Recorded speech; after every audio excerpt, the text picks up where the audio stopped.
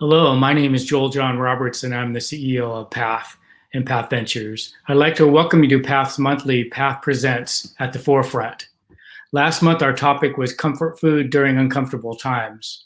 And this month, in honor of Veterans Day, we will be discussing how Path is working with community partners across the state to end homelessness for our nation's heroes. The title is Veterans Homelessness. They protected our country, we protected them. Sadly, roughly 11,000 veterans experience homelessness in California on any given night, about 8% of the state's total homeless population.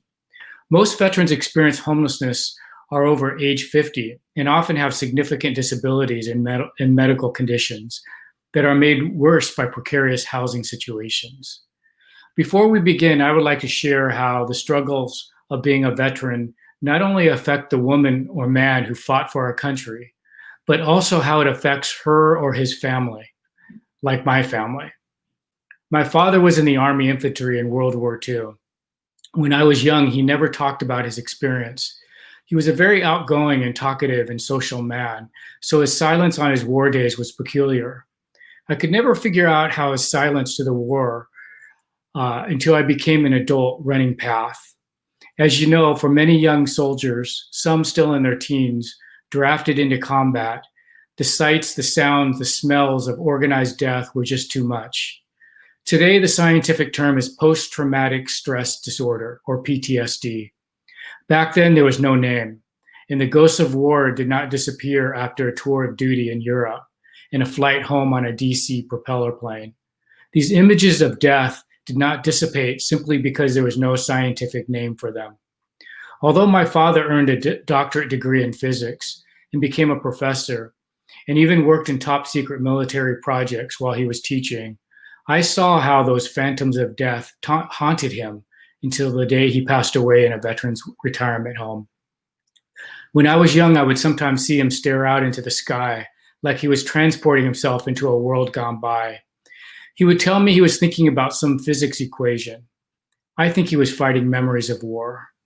Just like children who experience some sort of traumatic life experience, like a death of a parent or an abusive experience, war-torn veterans sometimes have the same PTSD symptoms: anger, violence, lack of concentration, nightmares, flashbacks, inability to possess healthy relationships. It's hard to keep a job, maintain a healthy marriage, or even regularly pay rent when the struggle to maintain a housed lifestyle also consists of battling flashbacks of controlled killing. Although he never became homeless, my father struggled with marriage and keeping a stable life. His internal struggles affected the people who were close to him, his family. That's why preventing veterans from becoming homeless can also help save their families too. Now I'd like to turn to Jennifer Hark-Dietz, our Deputy CEO. Jennifer? Thank you so much, Joel, and thank you for sharing your story. Every time I hear that story, it's almost unbelievable to see what families have to go through. And part of why we develop these At the Forefront episodes is because it's so important for our supporters to know what it really means to end homelessness. How do we fulfill our mission? And so we've realized that providing services is really important, but we have to be able to change the system that's causing homelessness. We have to look at the root causes for every population. And today we're focused on veterans. So veterans, as Joel mentioned, they're more likely than civilians to experience homelessness due to a variety of combat-related injuries and illnesses. This includes post-traumatic stress disorder, traumatic brain injury, and often untalked about sexual trauma while in the service, whether an individual identifies as male or female. Military veterans are also at a higher risk of mental illness and substance use issues, and they make up a disproportionate share of the entire country's homeless population. So in order to kick off our episode today, we're going to start with a video of Terry. Terry is a tenant at Zephyr, which is a supportive housing community in partnership with Affirmed Housing. And we want to thank Terry for sharing your story with us today. I ended up being homeless, and I tried to get into like other shelters, but they were full. So I was outside for 8 months all over San Diego, and it was crazy. I've had this been in my life for quite a few years. I got connected through them through a program called HVRP, because HVRP at the time wasn't offering housing. So they connected me with PATH, and I ended up moving into their shelter. And then eventually I moved out of there and moved to VVSD because I was a vet. They've gotten me jobs, you know, good paying jobs. I did security for 4 years. And then after that, I just got back into construction because it paid more money. Taylor's cool. She has dealt with a lot of things with me. She always keeps a smile on her face and keeps it genuine, like she's a true professional. I actually worked on this project. So while I was homeless, I was working here. We had like a bunch of people like rooting for us because they had to hire X amount of homeless veterans to work on this project to even get the grant. I just like the fact to know that I can go somewhere and be peaceful. I have somewhere I can invite people and be inside and use a restroom. I would have to say PATH is probably like the #1 entity, and it was probably the best thing for them to do is to come to the city of San Diego. They accomplished a lot, you know, for them only being here a couple of years, and they were already putting people in housing, permanent housing. This right here for me is better because I'm there by myself, and I don't gotta worry about nobody dirtying something up and not cleaning it up, which will drive me insane. But these sound like little things, but it makes all the difference.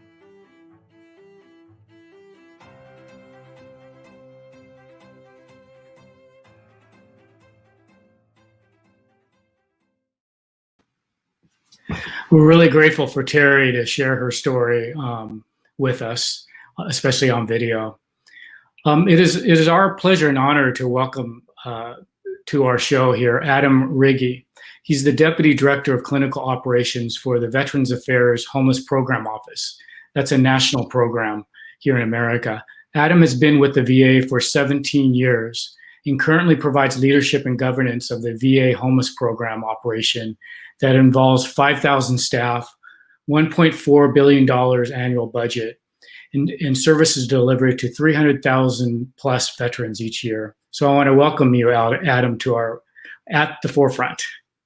Thank you, Joel. Thank you so much for having me join the call today. And where are you videoing in from? I am based here in Columbus, Ohio, where I've spent my whole career. Terrific. So before we get into the specifics on the VA, can you just share what moved you personally to dedicate your career to ending veteran homelessness? Sure, that's a great question. So I have a long family history of military service. I come from a very small town in southeastern Ohio, Appalachian town, and had 7 uncles, all of who actually served in the military throughout the different eras. And so, you know, my family had a strong military background. When I have an MSW, so in my second year field placement, I did work with the VA homeless program here in Columbus, and I've always had a passion for social justice, social policy. And when I started working with the VA through my internship, and then, you know, after graduating, getting a job as a homeless outreach worker for the VA, I found that there was nothing more empowering and more more grassroots than actually working with veterans who are living out in the streets, under the bridges. I knew, early on that I can make a real impact with these veterans' lives. When I would work with veterans that were living under the bridges or under the on the streets, I knew that the work that we were doing as a team, that I was doing, that we were saving lives. And so I've started off as a homeless outreach worker, did that for a number of years, became a manager here in Columbus, and since 2013 have been at the national office, helping support development of policy, major initiatives, provide technical assistance to the field, just any number of things, and have found the work that I've done and am doing incredibly rewarding, because we have made such a dramatic impact to solving the issues, helping solve the issues related to veteran homelessness. I love the fact that you're leading terrific program, and you came from doing street outreach, actually helping people directly on the streets. I think that's terrific. It's probably your best education, right? By far, my best job too. Your best job. I will still go to the VA from time to time, and I will see veterans that I worked with 15 years ago. And it is the most rewarding experience when a veteran comes up to me and gives me a hug or gives me a handshake with tears in their eyes and thanking me for the work that we've done. I cannot tell you how many good feelings I get from that, and how the work that we all do, over the years have impacted veterans' lives. So you've been doing it for a long time, 17 years. Can you tell us how the VA has changed to meet the needs of homeless veterans in the last 17 years? Sure. And I'm going to start off with an anecdote that I shared to kind of show how the VA has changed. So, early on in my career in 2003, 2004, like I mentioned, I was doing homeless outreach here in the streets in Columbus, and I worked with a veteran named Joe who lived under a bridge downtown. And he had a long history of living underneath that bridge, had substance use issues, had mental health issues, but was always friendly, always accepted assistance. I would go back every week and trying to engage him, trying to get him into one of our programs. At the time, so this is early 2000s, and we didn't have HUD-VASH, we didn't have SSVF. And I remember very clearly, and this is a long time ago, Joe told me, he said, "You know what, Adam, I'm ready to come into services. I'm ready to get the help that I need." And I say, "Okay, so we've got some shelter programs. We have transitional housing." And he looks at me and he's like, "There's a reason why I'm living under this bridge, and because I don't want to go into a shelter." And he said, "You provide housing." Remember, this is before all the major initiatives, before 2000 or 2008, when everything kind of launched.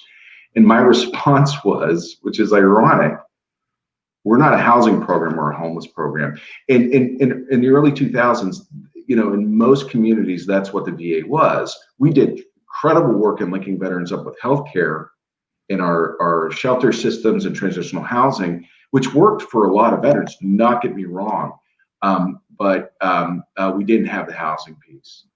And in 2008, when Columbus received our first HUD-VASH voucher allocation, Joe was actually the first veteran that we housed there. And I remember this day very clearly too, saying, "Joe, I remember you asking me this a few years ago, do you have housing?" And I said, "Yeah, right here." And we got him housed within a matter of weeks. Wow.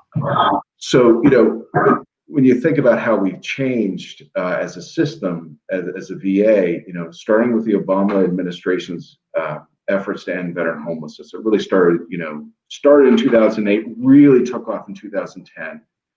It is a complete 180 from where we've been, whether it be, the HUD-VASH vouchers. Right now we have over 100,000 HUD-VASH vouchers allocated to the field. SSVF, which started, in early 2010s, and serving hundreds of thousands of veterans and their family members since inception. Our veterans justice programs, especially our veterans treatment courts, that prior to the initiative didn't exist. And I could go down a laundry list of all the services that we've been providing. But the key here is, with all of that, is the fact that in early 2000s we were really within the VA's walls. We didn't have a lot of resources. We were really focused on getting veterans linked up with healthcare. But with all the resources we've gotten and received through the federal government, it wasn't that we just threw money at the problem. We built relationships and commitment at the federal level. And I heard earlier about HVRP in that video, which is just incredibly inspiring video. But with Department of Labor, with HUD, and our HUD-VASH program, and other federal agencies, with state agencies, and arguably even more important than any of those, the work that is done in communities through organizations like yours to work with the VA, to work with veterans, to effectively and efficiently use the resources that have been allocated. It has been an incredible journey over the last, especially over the last 10 years, and we're making incredible strides towards ending veteran homelessness. So what do you think in terms of the future? We're all talking this year about the new normal, the new future. So what do you see as the future in terms of addressing veteran homelessness? That is a great question. I mean, we know the reality is that the problems will still persist. The housing costs, especially on the West Coast, compared to the rest of the nation, is incredibly high, and vacancy rates incredibly low, making it difficult for many veterans to obtain housing. Unemployment rates going up, and we know all of these. So those issues have persisted before COVID-19. When COVID-19 hit, we are in I would argue, like a transitionary stage now. And when COVID-19 hit, our main focus was to ensure that veterans are safe, and that through Congress and the CARES Act, we're allocated quite a bit of funding to help support veterans through organizations like yours, through SSVF, to get veterans into hotels and motels so that they aren't in congregate living environments, or they aren't on the streets, to keep them safe. Our grant per diem programs and the flexibilities offered. I mean, again, I can go down a list here of everything that our communities have done to address COVID-19. We don't know exactly what the impact of this pandemic is going to be. I mean, we can look at the unemployment numbers. We can see kind of the writing on the wall that we could very well be seeing increases in homelessness that may be unprecedented. We don't know, but I can tell you this: we are learning every day based on the work being done in communities, based on what we're learning from our medical center staff about this pandemic, about the impact on veterans. And we see this as an opportunity to kind of change the things that that may not have been working that well in the past, and using this opportunity to change them permanently for the future.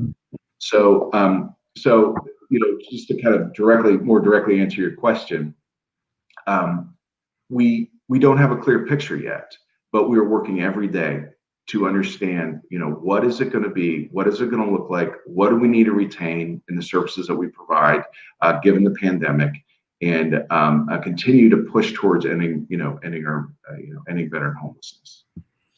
So, Adam, communities around the country are every year count the people who are homeless, and many communities are housing a lot of people who are homeless, including in California and including veterans. And yet the numbers aren't going down as fast as it should be going down, even though we're housing so many people. And that's because we're not preventing or stopping the flow of people becoming homeless. So what can we do to prevent homelessness before at-risk active duty military members transition into civil life, so that when we do house them, more people won't become homeless, less people will be on the streets? Yeah, so that's the $1 million question, right? It's unprecedented to see the number of veterans being housed, but yet we don't see major equivalent drops in the point in time count, for instance, or if you by name lists, across the nation. And that's because of inflow, right? So it's like you're housing so many people, but then so many more veterans are coming into homelessness, right? Maybe it's because of how high housing costs, maybe it's because of unemployment, maybe it's any number of reasons. So kind of thinking about transitioning service members specifically, it's about, especially when they get out of the service, are they linked up with services like healthcare, right? Whether that be the VA or in the community, of course, we prefer the VA, but making sure that they're getting the care that they need as they transition out. If they were in combat, are they getting the treatment for post-traumatic stress disorder? If they have, injuries, traumatic brain injury, whatever, that linkage is essential when they get out or even before they get out, to make sure they're linked up with the healthcare system. Mhm. The other piece, which we feel very strongly about, is as a VA, is giving veterans who are transitioning out employment opportunities. It's so inspiring. Again, I want to go back to that video to hear the veteran talking about how she actually worked on the project, and that that gives veterans the opportunity to get their income, build that work experience, and help them get good jobs, good paying jobs, so that they don't fall into situations, financial crisis, where they would end up homeless. So it's about healthcare, it's about employment, it's about a strong safety net. You mentioned prevention, that too, programs like SSVF prevention. I don't know, state of California, don't know a lot about the state of California, but tapping into state resources or local resources to help prevent homelessness. It may just be one check, so that they get caught up on rent or utilities. That could actually prevent that veteran and their family from becoming homeless for years, right? Because once you enter into homelessness, it becomes even more difficult to get out of it once you enter. Yeah. So prevention is key. So Adam, just to close our time here, I think it's really wonderful that you went from becoming a street outreach worker to one of the top leaders in this country in addressing veteran homelessness. So here at PATH, we have 900 staff, and 100 of those staff directly work with veterans who are homeless. So what kind of words of inspiration from your outreach life to your national leadership life, what kind of words of inspiration would you give these staff people who are on the streets every day helping people who are veterans and are homeless? The work is hard, especially navigating systems. We want to acknowledge that, and especially now with COVID, all the precautions and how much our work has changed. But the thing we have to remember, we're saving lives. Anytime you get a veteran, you engage a veteran and get them off the street, maybe in a transitional housing program, maybe in an SSVF, emergency housing, or through HUD-VASH or whatever it may be, you're saving their lives. You may not see it immediately, but using the experience that I shared, you're going to look back on those veterans that you worked with, and you're going to see the impact that you've made. So it's challenging work. It's wonderful work. There's no, like I said earlier, there's no better work out there, I would argue in the VA at least, than to work with homeless veterans. And the fact that the work that you're doing is saving veterans' lives is probably the most inspirational thing I can say. So even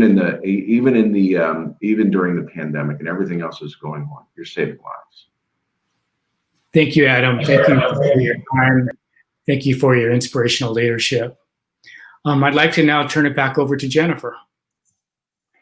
Thank you so much, Joel, and thank you, Adam, again. And I think it's a perfect segue on saving lives as we go to our PATH team members who are helping veterans with their unique needs transition out of homelessness. So I'd like to welcome Jasmine, who's our supervisor for VASH in Los Angeles, Ben, who oversees all of our veteran programs in Los Angeles as our director, and Austin, who is our rapid resolution specialist in San Diego. So thank you all for joining us today, because you definitely have that hands-on experience.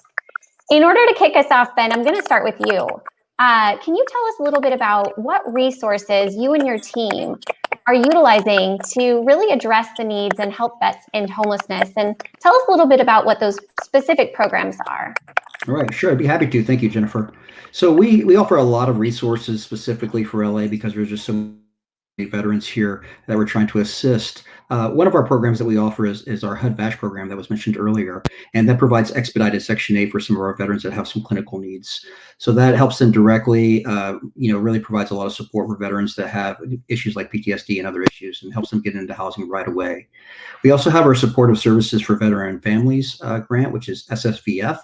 And that helps with homeless prevention. It helps veterans stay into their homes if they fall behind on their rents, especially with COVID and everything.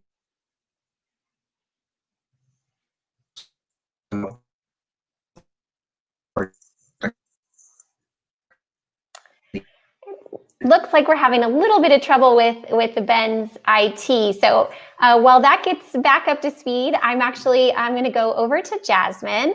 So Jasmine, I know you've been with PATH for a little while, quite a few years actually. Can you tell us a little bit more about the population, the veterans you're working with, and the challenges that they're facing?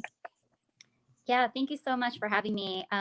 So yes, I've been working with this population for about 6 years now, and I would say that some of the challenges that this population is facing is lack of affordable housing, along with appropriate and available mental health and medical services. More specifically, challenges can include lack of substantial income, various mental health diagnoses previously diagnosed and newly acquired through service, abuse, neglect, substance abuse, social isolation due to a variety of causes. And much of these we find are a result of our veterans actually falling through the cracks in the systems that were actually designed to help them. So that's where we find ourselves stepping in to advocate for them and help them get their needs met. Thank you so much. Let's see if we can go back to Ben. I know you were cutting out for just a minute, but you had covered quite a few of the services that we offer. Ben, you want to finish up by providing our audience some of that overview? Yeah, sure. Sorry about that. So yeah, we provide services also for SSVF, and that's rapid rehousing and homeless prevention services for our veterans. And we can help a wide array of veteran and veteran families directly with that service. And we also provide the HVRP program that was mentioned before in the earlier video, which helps veterans find employment. So the good thing about all these programs, it's very holistic. We don't look at them as separate programs. We look at it all integrated as a way as to work with our mission to help these veterans in any way we can. And we're really fortunate to have all these resources to help veterans navigate those as well, which is really a challenge, but we're working on figuring out ways for veterans to understand all this stuff. Even for me as a veteran, when I first started this work 10 years ago, I wasn't really sure about these resources, and it's a lot to navigate. So we do everything we can to help our veterans understand these resources and how to access them. Thanks so much, Ben. I think that leads back over to a question for Jasmine. Then we're going to go over to Austin. But tell us a little bit about, what do you see the differences about experiencing homelessness as a veteran versus a civilian? So I've observed that differences between veterans and civilians is that veterans are discharged from a world that is unrelatable to civilian life, that they are suddenly expected to immerse themselves into and navigate. Their experiences are also very unrelatable to civilians, which can make them feel even more alone and isolated. These circumstances can exacerbate or trigger mental health disorders such as PTSD, anxiety, depression, bipolar disorder, schizophrenia. And so this serves as a further barrier to housing and social adjustment. So they often find themselves with limited support or even of the knowledge of the programs that are available for them. So our department continues to stay focused on assisting with this perspective, assisting them to help them navigate through these systems and get their feet on the ground with dignity, compassion, empathy, leading to eventual graduation with stable housing, with all their needs being met, and awesome well-being. Thank you. Thank you. It's amazing to be able to see with resources what we can really do and how we can really help increase quality of life. Austin, as a rapid resolution specialist, first, if you could tell us a little bit about what that is, and then tell us about, what are you seeing for veterans in San Diego? Okay, yeah, thanks a lot. So in regards to rapid resolution, it's just mainly connecting with veterans, doing a little bit of outreach. And to be honest, I just started this position about 6 months ago, and due to COVID-19, I kind of was transitioned into a different role. So I've been mainly doing a lot of more, case management compared to the traditional role I was hired on for. Well, thank you. I mean, anybody who started a new organization during COVID is definitely very flexible and dynamic. And, I want to ask both Austin and Ben, I know that you both are veterans and I appreciate you both being here, but Tell us a little bit from that perspective, what brought you into this field, and why is this work to end veteran homelessness so important? Well, I'll start with me. I usually don't share this too much, but I actually was homeless myself, and I was in Skid Row, and somebody helped me, and that made all the difference. And I look at everybody that we serve, and I see myself potentially in that role. And I always think that it's really vital. That could be me. And if I didn't have people helping me like we do at Path, I don't know where I'd be today. I'd probably maybe at Skid Row, who knows? But I'm really fortunate for the people that provide this help.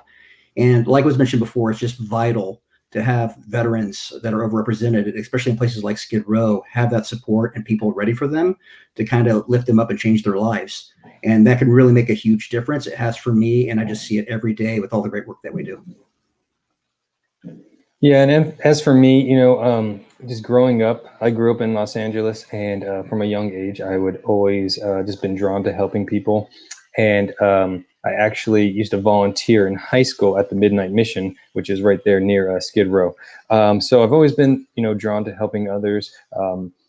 And so once I joined the military, I got out of the military, I just realized that there was a lot of other veterans that were struggling just with that transition. And so it was just an easy transition, and I just feel in my heart, it's important for veterans to stick together, and having, when I contact veterans, I do outreach and I speak with them, it's kind of reassuring to them speaking to a veteran, kind of, we went through the same kind of stuff. Yeah, thank you both for sharing that with our supporters and with us. I think, those experiences it's so important to be able to relate with the veterans that we serve.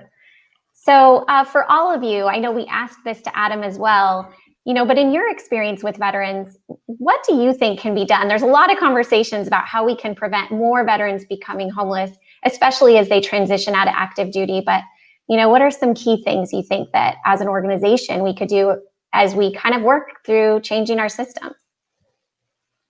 I think, sorry if anyone was going to speak, but kind of like Adam brought up, right? So it's kind of like that whole transition. So when you join the military, you have about, depending on which branch, you have about 2 to 3 weeks, or 2 to 3 months where you're in boot camp, right? And they're kind of, aligning you to the military culture, right? So you have about 2 to 3 months of, strict military, regimen. And then, so when you get out, at least when I got out in 2012, had about 2 weeks. It's called the Transition Assistance Program, TAPS program. And it was about 2 weeks where they kind of just, a lot of information, where they're talking about the VA, they're talking about healthcare benefits, they're talking about your GI Bill, all the resources available to you in that 2 week period. And it's just a lot of it goes over your head. And then you're kind of like Jasmine said, you're thrust out back into civilian, the culture, right? Which is a total culture shock. And a lot of, military, individuals that come in, they come in at a young age. So some of them are coming, that structure they had from their parents, through high school. They're 18 years old. They get back into the military. It's very structured. And then, it doesn't matter how old they are, then they're just kind of released into the wild. Like, all right, here, take care of yourself with that 2 week TAPS. Maybe it might be a month now. So I feel like, so definitely something along the lines of kind of a longer transition class, and then also identifying before they get out, identifying your support system is very important. I agree with that. Yeah, go ahead, Ben. I agree with that, and I would add also, I think it's important for us to educate the community about what the services are, so they know. There's a lot of folks that work with veterans that aren't really sure, and there's a lot of veterans that don't know. And I think that's a really big thing that we need to do, is make sure that we're able to share this information, access points, connect people to these resources. And, it's a vast thing to kind of navigate. So I think we've been building upon that, but there's a lot more work to do to make sure that we're connecting all these veterans to these resources that are out there. Thanks, Ben. Jasmine, you have anything to add there? I'm in agreement. No, I'm pretty much piggybacking off of both of them. Very much in agreement. I do feel, we do get veterans that were discharged years for decades ago and never had any idea of what services are there or set up for them to embrace. So I think just more outreaching and more information and helping them keep posted on what opportunities are coming up and how our system is growing. Yeah, thank you all so much for sharing today. I actually, before PATH, came from the VA, so the ability for us as a community-based organization to be able to have so many different access points, I think, is really critical. And how do we continue to really make sure, as Ben mentioned, that it's really visible? Because those 2 weeks and now 4 weeks, maybe, as Austin mentioned, after transitioning from such a long time, it doesn't seem to be hitting the mark. So I know as an organization, we're continuing to do more to push the envelope, and just appreciate you all today. I'm going to send it back over to Joel to close out our series. Thank you, Jennifer. Really appreciate that discussion. I want to thank the PATH Veteran Homelessness staff, especially those who shared today on our episode. They are essential workers. They are heroes. I want to thank our community partner, Adam Riggy from the Department of VA. Thank you to the Golden Group, who produces these episodes for us. I do want to mention that Congresswoman Julia Brownley was supposed to join us today, but had a last-minute emergency. So she will be joining us on a future episode. So next month, our At the Forefront will be highlighting the essential workers who are helping people on the streets of California. We're calling this episode 2020, the Year of the Essential Worker. You can also learn more about PATH at our website, epath.org. And I want to thank you all for joining us today. During this difficult year, I hope you stay safe, and I hope you have a good day. Thank you, everybody.